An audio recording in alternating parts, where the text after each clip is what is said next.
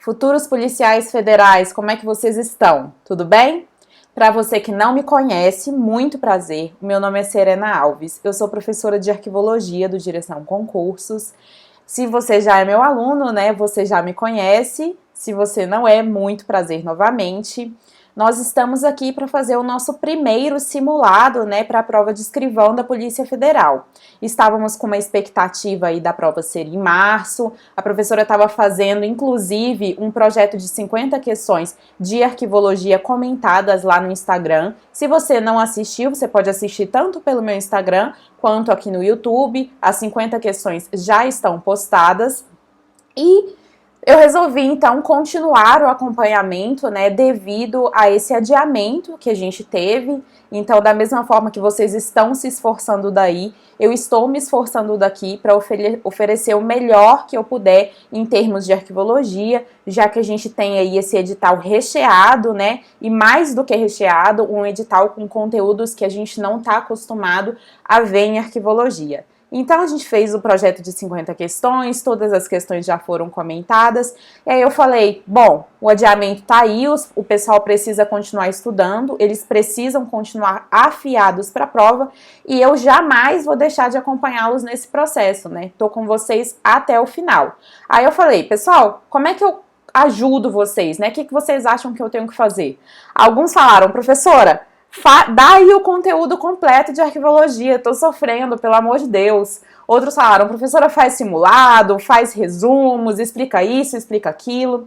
Então eu resolvi fazer uma combinação, né, de todos esses pedidos de vocês e resolvi começar pelo simulado. Serão 4 simulados, pessoal. E eu hierarquizei esses simulados por nível de dificuldade. O primeiro simulado, que é o de hoje, o que eu vou passar o gabarito para vocês, ele é um simulado fácil, né, nível fácil. O segundo vai ser um nível intermediário, o terceiro vai ser um nível difícil e o quarto vai ser num nível muito difícil. Por que eu estou fazendo essa hierarquia? Porque eu quero que você esteja preparado, pessoal, para fazer uma prova que caia conceitos, princípios de arquivologia, né, que são temas que a gente já está acostumado a ver em prova, mas eu também quero que você esteja preparado para uma PF que cobre normas de descrição, que cobre ArcBrasil, que cobre CIGAD, que cobre documentos digitais. Então, o meu objetivo aqui é fazer esses simulados para ver como é que você se sai em cada um e a partir do momento que você vê ali qual foi o resultado, você vai falar, opa, no fácil eu tô tranquilo, no intermediário eu tô tranquilo, no difícil eu tô tranquilo, quando chega no muito difícil, aqui já vai pegar para mim. Então eu vou focar ali naquelas questões, naquele nível de questões que a professora colocou nesse simulado, tudo bem? Então o objetivo é te preparar para qualquer cenário que vier na prova da PF, beleza, pessoal? Bom, sem mais delongas, já expliquei aqui mais ou menos como é que vai funcionar, né? Lá no Instagram, pessoal, eu também vou fazer outras coisas ao invés de simulado. A gente vai estar trabalhando com vídeos explicativos. Por exemplo, o que eu acho que vai cair na prova da PF? Eu acho que a banca vai focar nesses ou em outros conteúdos. Então, vou fazer vídeos desse tipo, vídeos de resumos também. O pessoal pediu demais sobre legislação arquivística, então vou tentar trabalhar esse conteúdo em resumos para você. Se você não me segue lá no Instagram, tá aqui embaixo, tudo bem? Você pode me seguir por lá. Também se inscreve aqui no canal do YouTube, porque eu vou acabar postando os vídeos lá e aqui também, tudo bem? Só vou postar lá porque lá é mais fácil, então facilita para mim. Bom, sem mais delongas, vamos iniciar o nosso simulado? Eu vou colocar aqui do ladinho a questão para você e a gente vai trabalhando. Eu vou trabalhar o contexto da questão com você, porque o meu objetivo é que você possa resolver essa e outras questões desse nível. Então, vou falar sim sobre a questão, vou explicar toda a matéria que está por trás dessa questão, para que você não saia daqui só com gabarito, porque afinal, só com gabarito você já vai lá no Q-Concursos, por exemplo, faz a questão, tem o gabarito, tá tudo certo. Meu objetivo aqui é te dar realmente um acompanhamento super completo, tudo bem? Pessoal, simulado número 1 de arquivologia, nível fácil. Como é que você acha que você se saiu? Tranquilo ou não?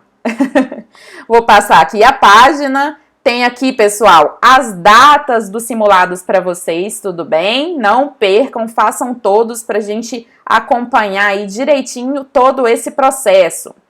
Pessoal, acho que tá dando para ver aí, né? E eu vou ler a questão aqui e explicar para vocês o motivo do gabarito. Questão número 1. Quando do recebimento de documentos no setor de protocolo, deve-se separar as correspondências oficiais de caráter ostensivo das de caráter sigiloso. Pessoal, nós sabemos que o protocolo é a porta de entrada e saída dos documentos na instituição, certo? Nenhum documento entra e nenhum documento sai sem passar pelo protocolo. Ele tem uma série de atividades, né? O recebimento, o registro, a classificação, a distribuição, a tramitação e a expedição de documentos. Mas a primeira ação que a gente tem no protocolo é o recebimento. Aí depois que os documentos são recebidos lá pelos responsáveis, né? O que vai acontecer? A primeira coisa que o pessoal vai fazer é falar, esses documentos aqui têm caráter oficial e esses documentos aqui têm caráter particular. Os documentos oficiais, pessoal, são aqueles documentos que foram recebidos para que alguma atividade da instituição oficial seja desenvolvida. A gente tem ali um documento orgânico, né? Um documento que foi recebido para desenvolver alguma atividade institucional.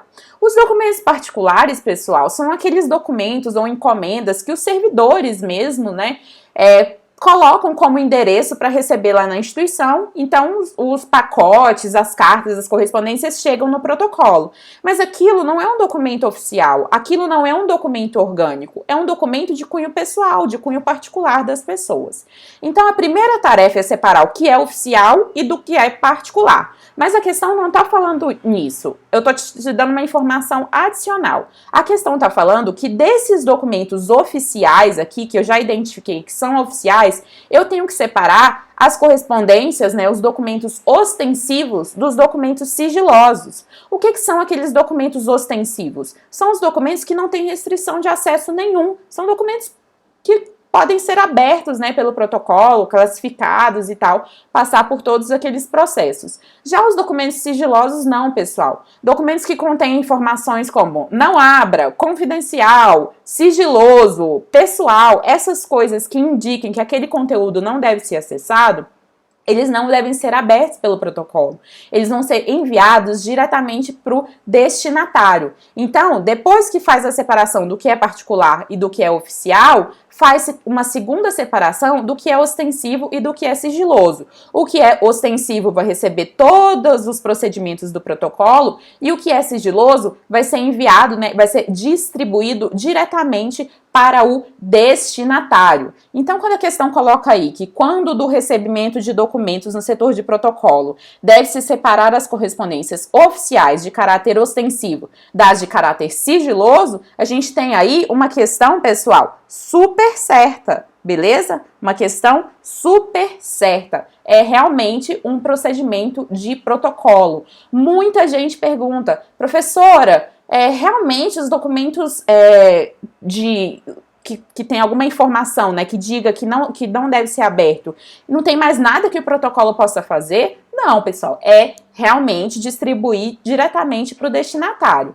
Aí você vai perguntar, mas esse documento não vai ser classificado, professora? A senhora vive falando que a classificação deve ser feita na origem? Pessoal, o documento vai ser classificado, mas depois que ele foi enviado ao destinatário, depois que os procedimentos ali, né, inerentes àquele documento forem desenvolvidos, de fato, eles vão ser enviados, eles vão ser classificados e outras tarefas a mais. Mas por enquanto não, eles serão só realmente destinados para o destinatário, até meio redundante, tudo bem? Questão super correta, espero que você tenha acertado. Vamos para a próxima. Acerca da gestão de documentos, julgue o item a seguir.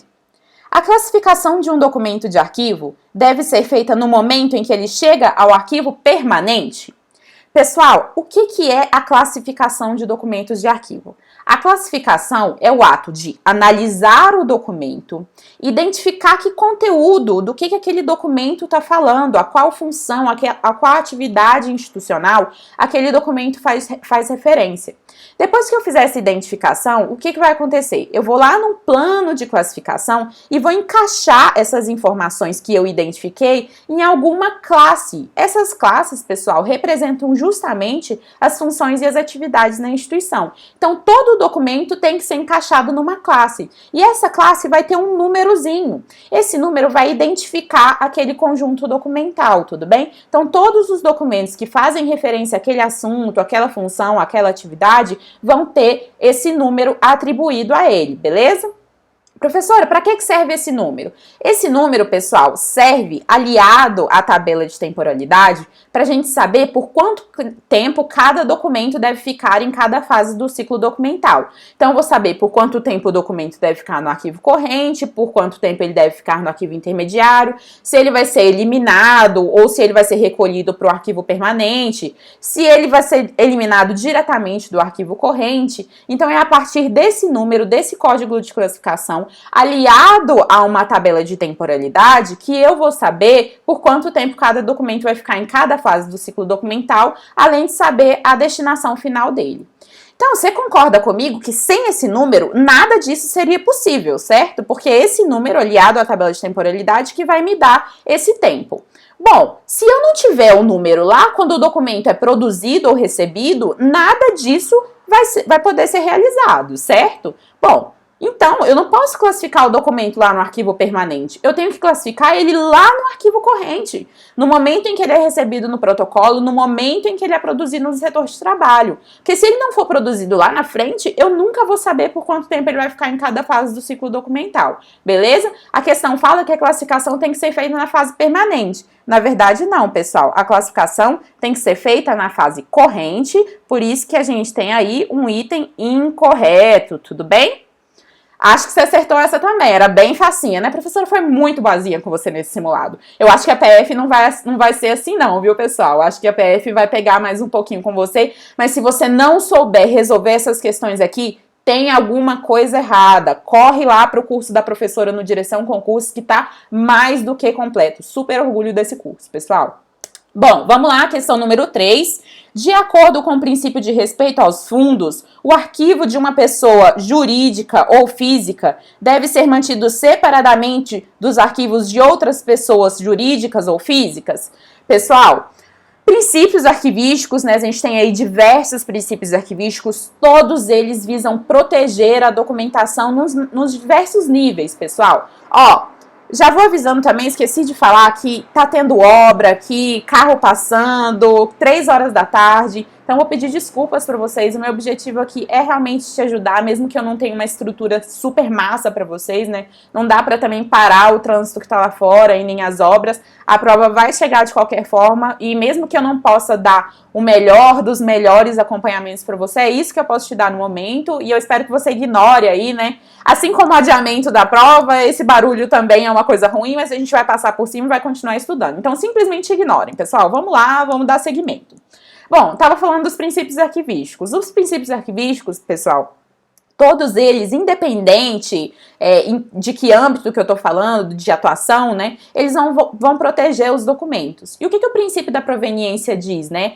Princípio da proveniência / respeito aos fundos. Que os documentos de uma instituição, eles devem ficar junto a ela. Eles não podem ser misturados aos documentos de uma outra instituição. Ou pessoa, né? Se eu tenho uma instituição A e uma instituição B, os documentos da A devem ficar juntos a ela e o da B devem ficar juntos a ela. Os fundos documentais, eles não podem se misturar, sob pena de perda do contexto documental, pessoal. A organicidade, se isso aqui acontecer, já era, eu não consigo entender mais nada sobre aquele conjunto documental. Então, o princípio da proveniência vem, né, para falar, olha, não pode misturar. Cada documento deve ficar junto do seu fundo documental. E é isso que a questão está falando, né? De acordo com o princípio da proveniência, ou de acordo com o princípio de respeito aos fundos, que é a mesma coisa do que o princípio da proveniência, eles são sinônimos, o arquivo de uma pessoa jurídica ou física deve ser mantido separadamente de arquivos de outras pessoas jurídicas ou físicas. Questão corretíssima. Princípio da proveniência aí para você. Questão número 4, pessoal. O uso de sistemas informatizados de gestão arquivística de documentos supre a carência de gestão documental. Sempre que a gente tem uma questão que fala de inovação tecnológica, de documentos digitais, do uso da tecnologia na produção, utilização, tramitação, avaliação e arquivamento de documentos, sempre a maioria das questões fala assim, porque a gente tem a tecnologia agora, os princípios arquivísticos, eles não são mais necessários não. E é basicamente o que a questão está falando. Se a gente tiver um SIGAD, né, pessoal, acabou essa questão da gestão documental, né? Se eu tiver um SIGAD, que é um sistema informatizado de gestão arquivística de documentos, a questão da gestão documental, né, não vai ser mais um problema. Na verdade, pessoal, essa e outras questões que colocam uma coisa em detrimento da outra não são válidas, são questões incorretas. Por quê? No caso do SIGAD, né, a gente tem a gestão de documentos convencional, né, a gestão de documentos que vai gerir, né, vai aplicar procedimentos arquivísticos em suportes convencionais. O sistema informatizado de gestão arquivística de documentos é a mesma gestão de documentos com os mesmos procedimentos arquivísticos, só que em documentos digitais. Então, ao invés de produzir documentos em suporte convencional, eu estou produzindo documento digitalmente. Tudo que eu aplico numa gestão de documentos convencional, eu aplico num sistema informatizado de gestão arquivística de documentos. É a mesma gestão, são os mesmos procedimentos em suportes documentais diferentes, tudo bem? Inclusive, a gente tem o EARC Brasil, né, que inclusive pode cair na sua prova, está no seu edital, que é o modelo de requisitos para sistemas informatizados de gestão arquivística de documentos.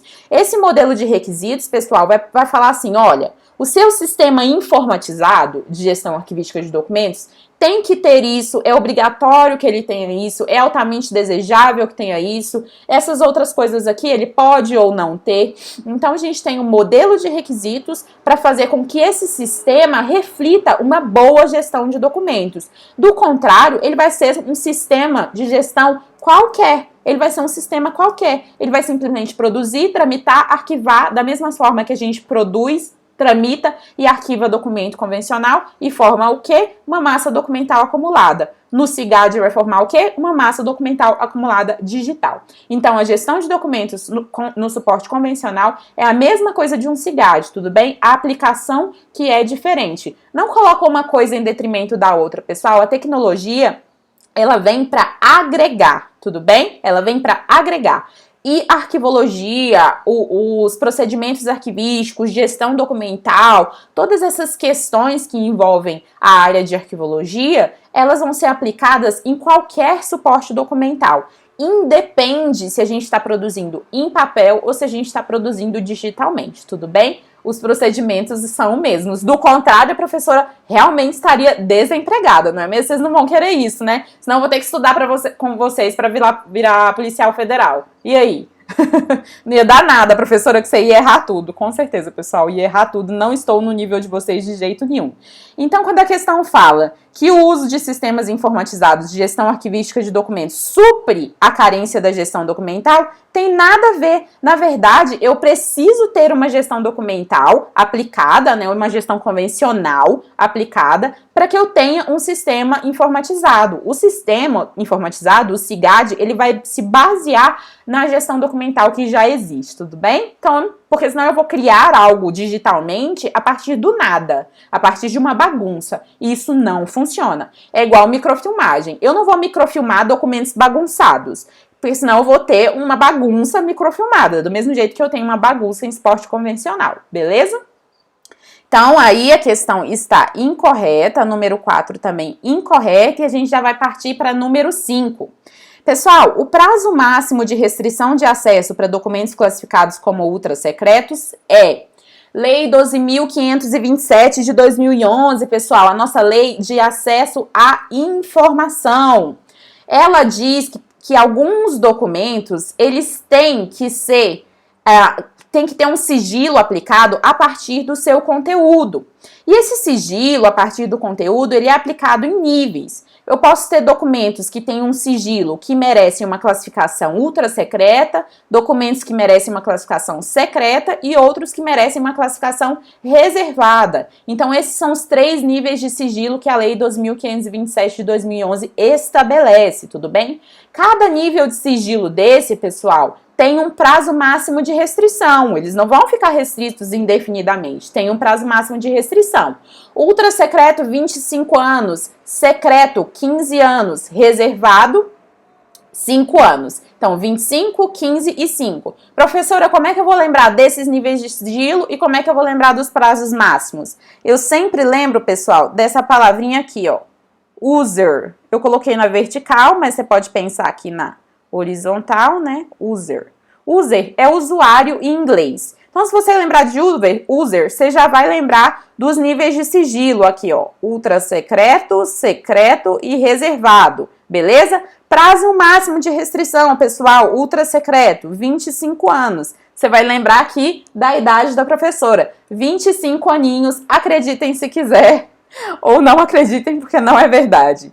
Bom, ultra secreto 25 anos, secreto, pessoal, opa, saiu aqui meu plano de fundo. Secreto 15 anos e reservado 5. Se você tirar 25 menos 10, vai dar 15, e se você tirar 15 menos 10, vai dar 5. Então, para lembrar dos níveis de sigilo, pessoal, lembra da palavrinha user, ultra secreto, secreto e reservado. Para você lembrar dos prazos máximos, pessoal, lembra sempre da idade da professora, 25 aninhos, e aí você vai diminuindo 10 que você vai conseguir todos os prazos, beleza? A resposta aí, como a gente quer aqui a classificação ultra secreta, vai ser 25 anos, né? Essa classificação aqui, beleza? Lei 2527 de 2011, cai muito em prova. Próxima questão, número 6. De acordo com a tabela de temporalidade, um documento destinado à eliminação deve ser previamente digitalizado? Então, eu tenho ali um conjunto documental, né, que, de acordo com a tabela de temporalidade, já pode ser eliminado. Esses documentos, eles precisam ser digitalizados, pessoal? Por que eu vou digitalizar um documento que vai ser eliminado? Se ele vai ser eliminado, se a tabela de temporalidade diz que ele vai ser eliminado, pessoal, é porque ele não tem mais valor para a instituição. Ele já cumpriu as funções pelas quais ele foi criado no arquivo corrente, no arquivo intermediário, e agora ele vai ser eliminado. Então, por que eu vou aplicar recursos naquele conjunto documental? Não faz o menor sentido, tudo bem? A não ser que a instituição queira, né, queira guardar esses documentos em outros suportes documentais, como a digitalização, né? Queira digitalizar. Mas, de uma forma geral, não tem motivo eu empreender esforços, empreender recursos a conjuntos documentais que não tem mais valor. Por isso que eu tenho aí uma questão super incorreta, porque não faz o menor sentido, beleza? De acordo com a tabela de temporalidade, um documento destinado à eliminação não deve ser previamente digitalizado. Na verdade, a tabela de temporalidade nem fala isso. E se falasse, com certeza falaria que a digitalização é completamente desnecessária, tudo bem? Isso aí é invenção do examinador. Pessoal, questão número 7 aí. A técnica da microfilmagem tem como limitação a dificuldade de acesso múltiplo, uma das vantagens da digitalização de documentos. Pessoal, a microfilmagem é uma mudança de suporte, né? Eu tenho ali, por exemplo, uma pilha de documentos. Vamos pensar nessa pilha de documentos. Aí eu vou e microfilmo esses documentos. Então, essa pilha de documentos microfilmados vai ficar num rolinho assim, e esse rolinho a gente vai puxar assim e vai ver umas microfichas. Esses documentos vão ficar bem pequenininhos nessa microficha, nesse rolo de microfilme. Então, essa quantidade de documentos aqui vai ficar num pedacinho assim, ó, de fita. Então, é ótimo, né? Eu tô transformando, né, um conjunto documental espacialmente, né, enorme num pequeno conjunto documental, num rolo de microfilme.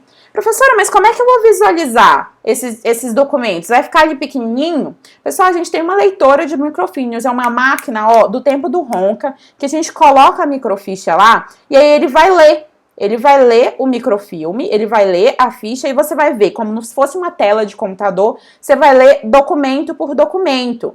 Qual que é a desvantagem disso? Eu não consigo, por exemplo, ir do início para o final. Vamos supor que a gente tem 100 folhas aqui, então eu vou ter 100 pedacinhos. Eu não consigo ir para a folha 85 de uma vez. Eu tenho que passar uma por uma até chegar na folha 85. Os documentos digitalizados não, né? A gente tem esse acesso simultâneo, né? Então o que a questão está falando é isso. A técnica da microfilmagem, ela tem como limitação a dificuldade de acesso múltiplo. De fato, eu não posso acessar de uma forma interativa, né? Uma das vantagens da digitalização de documentos. Na digitalização, eu consigo esse acesso múltiplo. Então, a microfilmagem realmente é uma técnica, assim, além de ser dispendiosa em termos financeiros, ela não é muito ágil no sentido de facilidade de acesso, tudo bem? Além de ter a leitora, esse processo é devagar, é 1 a 1, é devagar porque também tem que girar, é meio mecânico, então realmente é uma desvantagem aí da microfilmagem, tudo bem? O que não acontece com a digitalização. Então a gente tem aí, pessoal, a questão número 7, certinha, questão certinha. Questão número 8, pessoal. Todo documento digital é codificado em dígitos binários? Pessoal, nós temos os documentos arquivísticos, nós temos os documentos digitais e nós temos os documentos arquivísticos digitais. Se você tem dúvida em relação a esses conceitos, joga lá no Google EARC Brasil. Ele vai colocar um esqueminha lá do que é um documento digital, um documento arquivístico digital. É importante que você saiba essa diferença. Um documento, pessoal, é uma informação registrada num suporte. Um documento arquivístico é uma informação registrada em um suporte que reflete uma função, uma atividade da instituição. É um documento orgânico, tudo bem? Um documento que foi produzido ou recebido no decorrer das atividades da instituição.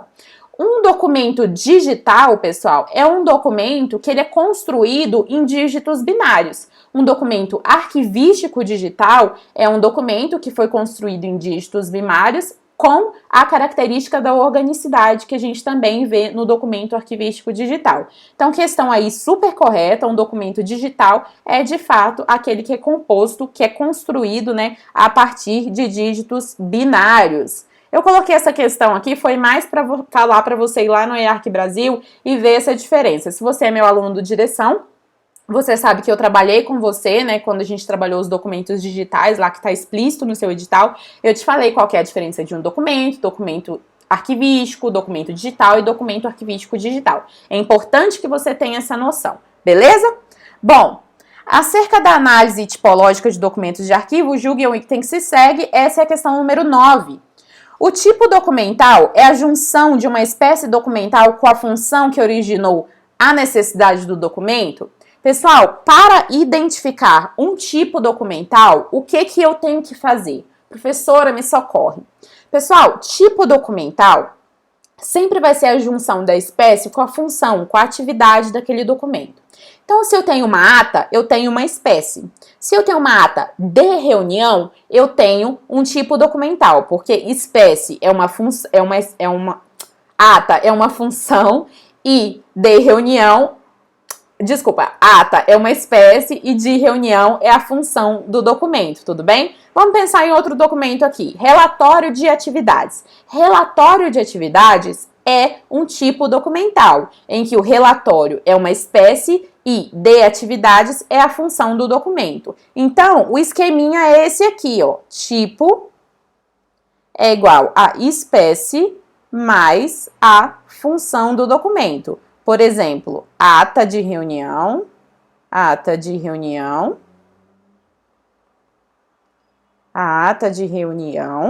ata vai ser espécie e de reunião aqui vai ser a função do documento. Aí, ata de reunião vai ser o meu tipo documental. 99% das questões que cobram esse assunto você pode resolver com esse esqueminha, tudo bem? É só lembrar aí dessa fórmula.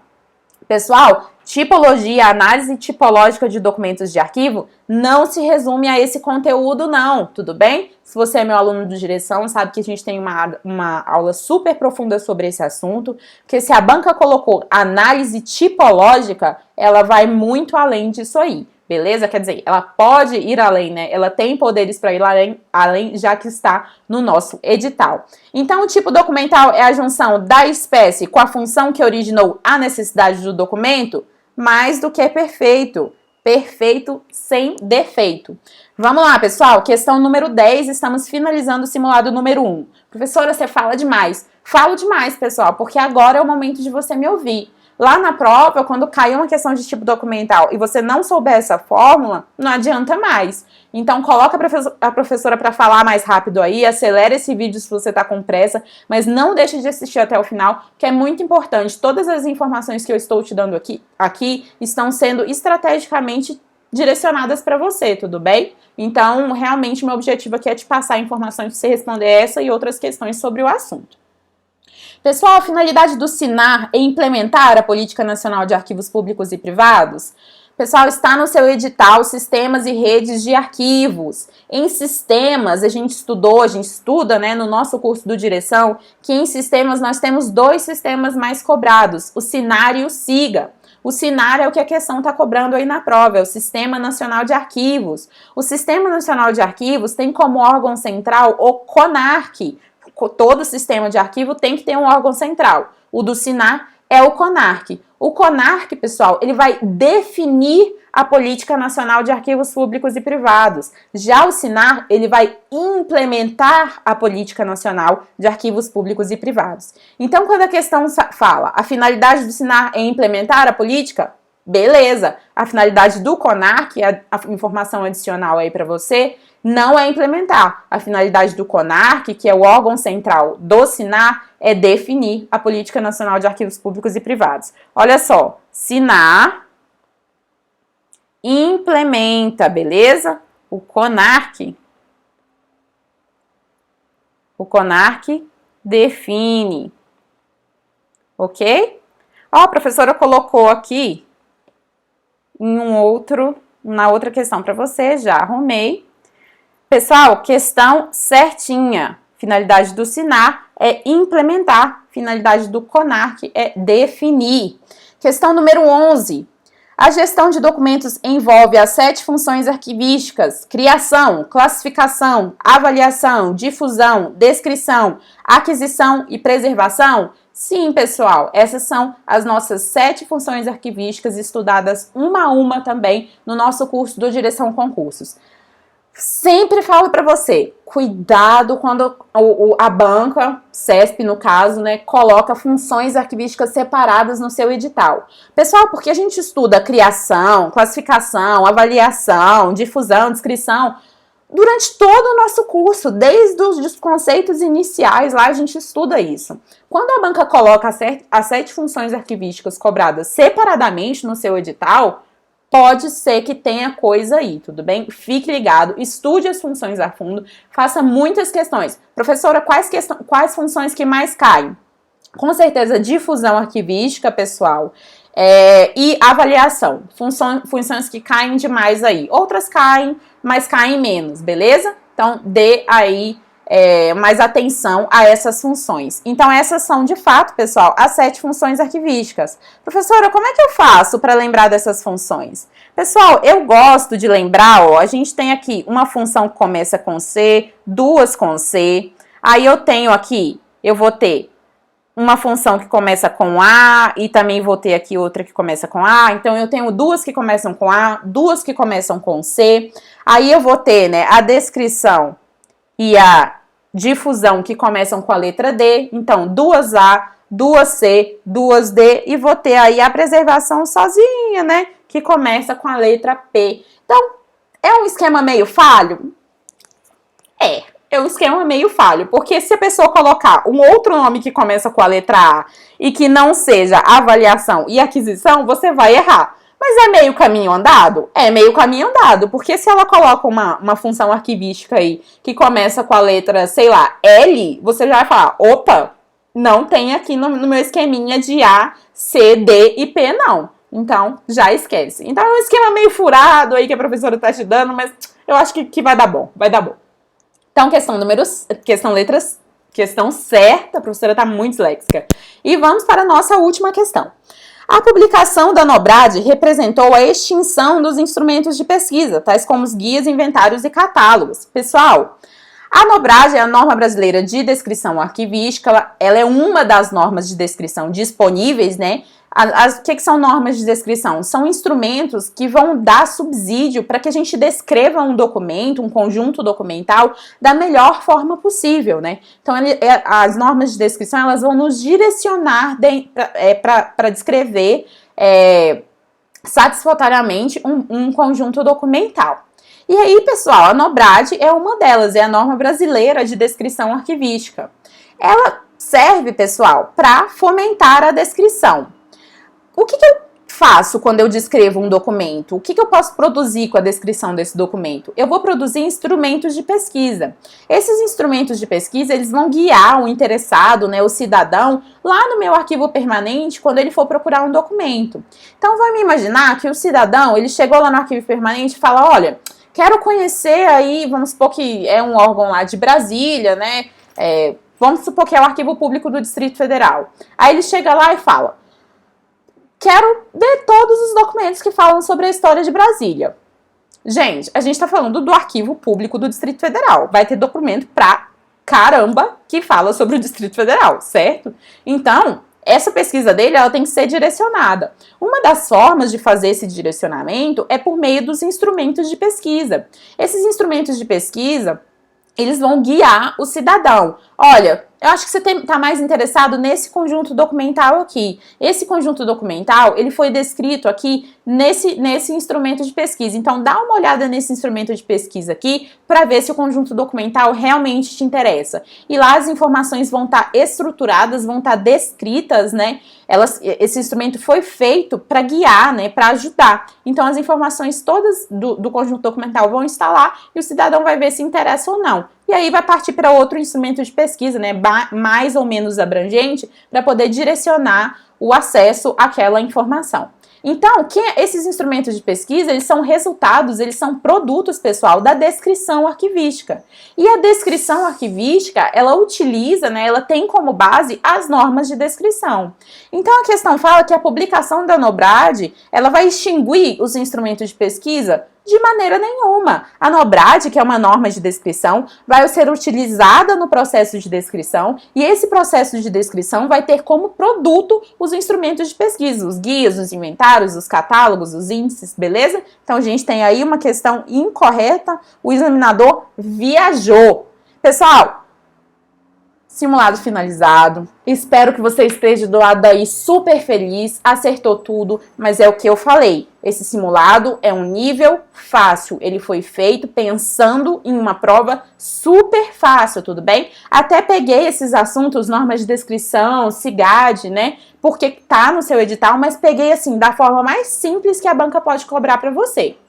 Então, mesmo que você tenha acertado tudo, vamos partir para o simulado número 2, vamos ver se você continua com esse rendimento, e o 3 e o 4 também principalmente, né, que vai ser no nível difícil. Vamos ver se você mantém esse rendimento aí, que eu acho que foi um rendimento muito bom, para ver se a gente está pronto de fato para encarar uma prova de arquivologia da Polícia Federal. Professora, vai cair 12 questões? Na última prova caiu, pessoal, então pode ser que caia as 12 também. Então a gente vai treinar nesse nível, simulando a prova anterior, e quem sabe, né, a gente tenha de fato aí uma prova com esse tanto de questão. Eu acho que vai ser bom para você, porque se você se preparou bem, você sabe que a arquivologia é uma matéria que dá para ser absorvida, que se estudada bem, né, se estudada com carinho, se estudada com atenção, com resoluções de questões ali, dá para resolver tranquilo, ainda que a gente tenha conteúdos novos. Professora, errei tudo, errei metade do simulado, tô mal, errei 70%. Corre lá para o meu curso do Direção. São 15 aulas do meu curso do Direção, pessoal. PDF e videoaula. Todos os temas têm videoaula, tudo bem? Além das nossas 15 aulas de arquivologia, né, baseadas, obviamente, no edital da Polícia Federal, todos os temas colocados ali no material de forma explícita, a gente tem um teste de direção por aula. Então, você estudou a aula 00, e aí, depois de estudar a aula 00, você vai fazer um teste de direção elaborado por mim. Esse teste de direção vai dizer se você tem que voltar no conteúdo ou se você pode pular para frente. É uma maneira, um mecanismo que a gente tem de controlar o seu desenvolvimento. Porque se você fizer o teste de direção e não souber responder as perguntas que eu coloquei para você lá, aí quer dizer que você tem que voltar e dar mais uma estudada, tudo bem? A gente não avança sem aprender no Direção Concursos, isso não acontece, tudo bem? Então, além das 15 aulas, temos os 15 testes de direção e além dos 15 testes de direção, a gente tem 9 horas de aulas de questões gravadas especialmente para a APF. São quase 200 questões comentadas de arquivologia, baseadas no seu edital, só da Bancasfesp e só no nível que eu acho que vai cair para você, tudo bem? E espero que você tenha gostado do simulado. Está aí, né, na nossa primeira página, aí a gente tem as datas do próximo simulado. A lista vai ser divulgada no dia 5/4, lá na bio do meu Instagram. Se você não me segue, comece a me seguir, Prof. Serena Alves.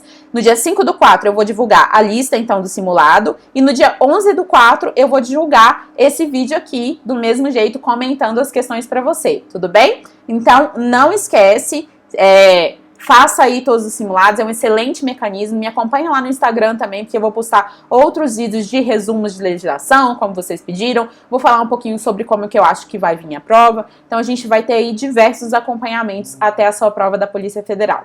Muito obrigada pela paciência. Eu sei que a professora fala muito, mas é de fato, pessoal, para te ajudar. Eu quero que você passe nesse concurso. Eu sei que tem gente aí que tá estudando há anos. Eu sei que tem gente que tá dando um gás desde janeiro absurdo. Eu tô recebendo muitas dúvidas no meu Instagram e tento responder todas. Então, se você ficou com dúvida, por exemplo, nesse simulado, me manda lá. Se você tá com dúvida sobre o curso do Direção, pode me mandar lá no Instagram também. Aqui embaixo também tem meu e-mail. Você pode me mandar sem problemas, tudo bem? E o meu objetivo é te acompanhar, só que eu quero que você tenha energia e força daí também, pessoal. Vamos encarar esse adiamento como uma coisa boa, né? Como um tempo a mais pra gente poder estudar aí pra nossa prova, tudo bem? Eu quero receber muitas mensagens falando, professora, passei, sou policial federal. Tenho certeza que vai ser você. Um abraço, bons estudos.